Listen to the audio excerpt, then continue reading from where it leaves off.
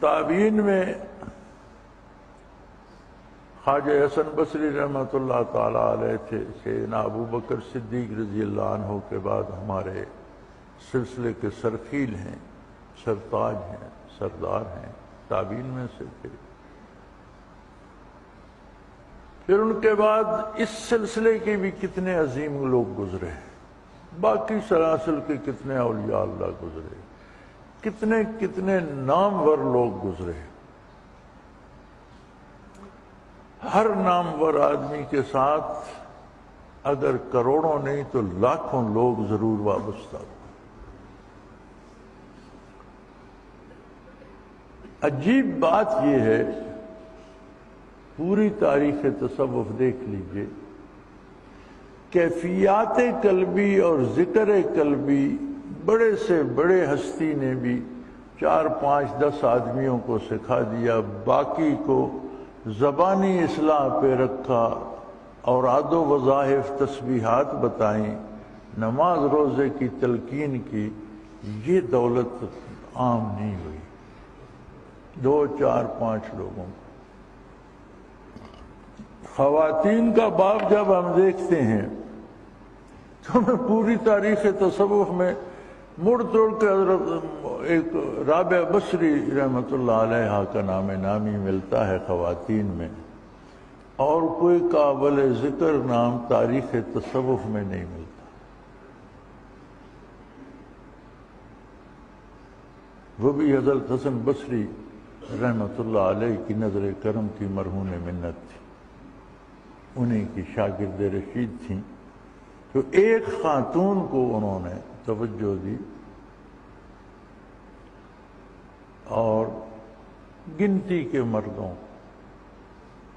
باقی کو ظاہری اصلاح پہ رکھا۔ وجہ کیا تھی؟ وجہ یہ تھی کہ زمانہ نیکی کا تھا، کثرت بھلے لوگوں کی تھی، برائی کم تھی، ضرب پڑی تھی برائی پر محمد الرسول اللہ صلی اللہ علیہ وسلم کی تلوار کی، اور برائی کم ہو گئی، بہت کم ہو گئی تھی، چیزیں ظاہری اعمال سے بیلنس رہنے لگ گئی۔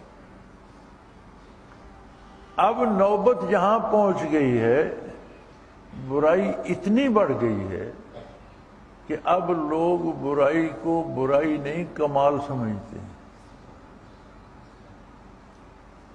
آپ کافروں کو تو جانے دیجئے، وہ تو ہیں کافر، ہر برائی کو اچھا سمجھنے ہیں، اور یہ تو اللہ کی سزا ہے کہ کافر کو برائی بھلی معلوم ہوتی ہے، یہ بھی اللہ کی ایک سزا ہے کہ وہ اسی میں لگا رہتا ہے۔ آپ مسلمانوں کو دیکھیے، آپ کو مسلمانوں میں لاکھوں ایسے لوگ ملیں گے جو قتل کر کے، ڈاکہ کر کے، لوگوں پر ظلم کر کے فخر کرتے ہیں، میں نے اتنے قتل کر دیے، میں نے اتنے ڈاکے کیے، میرا کسی نے کچھ نہیں بگاڑا۔ یہ آپ کے ملک میں کیا ہو رہا ہے؟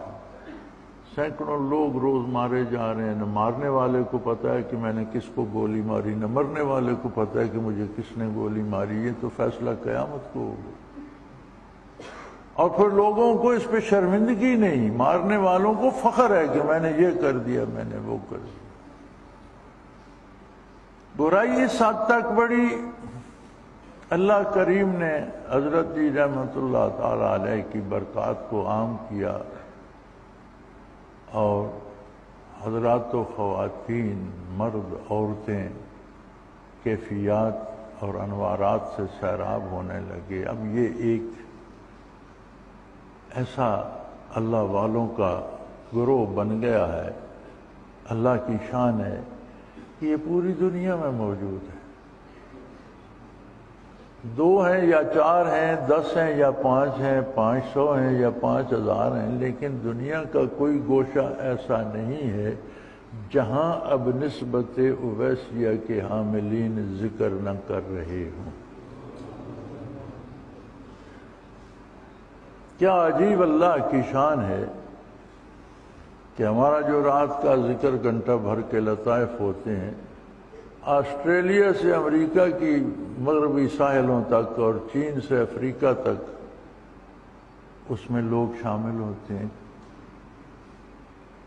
تو یہ اس کی قدرت کاملہ ہے کہ اس نے جہاں جہاں برائی کا بوجھ بڑھ رہا ہے وہاں وہاں اپنے نام کی برکات رکھ دی ہیں، دنیا کو چلانے کے لیے ابھی دنیا کی کچھ عمر باقی ہے. جب تک دنیا نے چلنا ہے تب تک یہ نظام رہے گا. تو یہ اتنا عظیم کام ہے کہ یہ کائنات کی بقا کا معاملہ ہے. اب اگر اس بقا کا سبب اللہ نے آپ کو چن لیا ہے تو آپ ساری زندگی سجدے میں بھی پڑے رہیں تو شکر ادا نہیں ہوتا، کیونکہ یہ تو اس کا انتخاب ہے. جس کو چاہا توفیق دے دی. دنیا میں مجھ سے آپ سے زیادہ پڑھے لکھے لوگ بھی ہوں گے، مجھ سے آپ سے زیادہ خوبصورت لوگ بھی ہوں گے، مجھ سے اور آپ سے زیادہ امیر لوگ بھی ہوں گے، آپ سے اور مجھ سے زیادہ بااثر لوگ بھی ہوں گے. تو ان سب میں اس نے جن جن لوگوں کو ان کیفیات قلبی کے حصول کی توفیق عطا کر دی ہے، یہ اس کا بہت بڑا احسان ہے اور اس کا شکر ادا کرتے رہیے گا. اسلام پل بھر کی بات نہیں کہ آپ یہاں آئے، آپ نے اللہ اللہ کی، آپ بخشے گئے، آپ عرس پر گئے، آپ نے روٹی کھائی، پیسے جمع کرائے، آپ بخشے گئے، آپ دروازے سے گزر گئے، آپ جنتی ہو گئے. نہیں، اسلام زندگی کا سودا ہے. جب تک دم میں دم ہے، حتیٰ یاتیک الیقین وَاعْبُدْ رَبَّکَ حتیٰ یاتیک الیقین. دم واپسی تک، موت کے آنے تک اللہ کی اطاعت پہ کاربند رہنا ہے، محمد الرسول اللہ کی غلامی پہ جم کر رہنا ہے. یہ زندگی کا سودا ہے. آپ نے زندگی محمد الرسول اللہ کے قدموں پہ قربان کر دی. یہ دنیا کی چند روزہ زندگی تھی، وہاں سے آپ کو آخرت کی دائمی زندگی باغ و بہار بن کے مل گئی. تو سودا سستا ہے. دینا ہم نے کیا ہے؟ ہمارے پاس دینے کو ہے کیا؟ صرف یہی کہ جھوٹ بولنا چھوڑ دیں، حرام کھانا چھوڑ دیں. تو یہ تو ویسے ہمارے لیے ضروری ہے. ہم نے کسی پر احسان تو نہیں کیا. اپنی بقا کے لیے، جس طرح جسم کی بقا کے لیے پرہیز ضروری ہے اور جو چیزیں جسم کو راس نہیں آتی وہ چھوڑ دی جاتی ہیں، روح کی حیات کے لیے بھی گناہ سے پرہیز ضروری ہے. یہ تو ہماری مجبوری ہے، ہماری ضرورت ہے. لیکن وہ ایسا کریم ہے کہ ہم کام اپنی ضرورت کا کرتے ہیں. اور ضرورت، بدن ہمارا بیمار ہوتا ہے، بتاتا تو ڈاکٹر ہے کہ تمہیں یہ چیز مناسب ہے، یہ کھاؤ، یہ مت کھاؤ. وہ بدن ہمارا ہے، ہمیں خود تو کوئی نہیں پتا. روح ہماری ہے لیکن پتہ محمد الرسول اللہ صلی اللہ علیہ وسلم کو ہے، وہ بتاتے ہیں. دوسری بات میں یہ عرض کرنا چاہوں گا کہ آپ نے دیکھا ٹیلی ویژن پر، اخباروں میں، موبائل پر جو جس بندے کا شعبہ ہے اس کی تشہیر کیے جا رہا ہے. کوئی سنتا ہے نہیں سنتا، کوئی مانتا ہے نہیں مانتا، لیکن وہ کروڑوں روپے کے اشتہار دیتے ہیں ٹیلی ویژن پر، لاکھوں کے اشتہار اخباروں میں دیتے ہیں، موبائل پہ ہر وقت کچھ نہ کچھ اشتہار چل رہا ہوتا ہے. ہر بندہ اپنے شعبے کے لیے ہمہ وقت کوشش کرتا رہتا ہے. آپ کو بھی بارگاہ نبوی کا غلام بن کر اس درد کو پھیلانا ہے.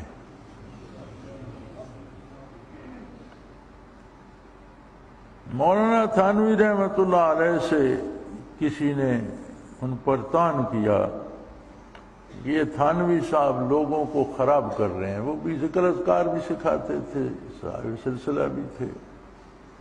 یہ لوگوں کو خراب بھی کر رہے ہیں. تو وہ جہاں تشریف کسی نے آ کر بتایا کہ یہ فلاں بندہ کہہ رہا تھا کہ تھانوی صاحب لوگوں کو خراب کر رہے ہیں، تو انہوں نے ہنس کے فرمایا کسی نے ہمیں بھی خراب کیا تھا. جب ہمیں کسی نے خراب کیا تو ہم بھی لوگوں کو خراب کریں گے. اگر آپ کو خراب لگتا ہے تو خراب ہی صحیح، لیکن کسی نے ہمیں بھی یہ کیفیات دی تھیں، جب تک ہمارا بس چلے گا ہم بھی لوگوں کو دیں گے. تو لوگ شاید آج بھی کہتے ہوں گے کچھ ایسے بھی ہوں گے کہ لوگوں کو خراب کر رہے ہیں، تو ہمیں بھی کسی نے خراب کیا تھا، ہم لوگوں کو کر رہے ہیں۔ لوگوں کو چاہیے کہ وہ آگے بڑھائیں اس کو۔ یہ وہ دولت ہے جو بانٹنے سے بڑھتی ہے،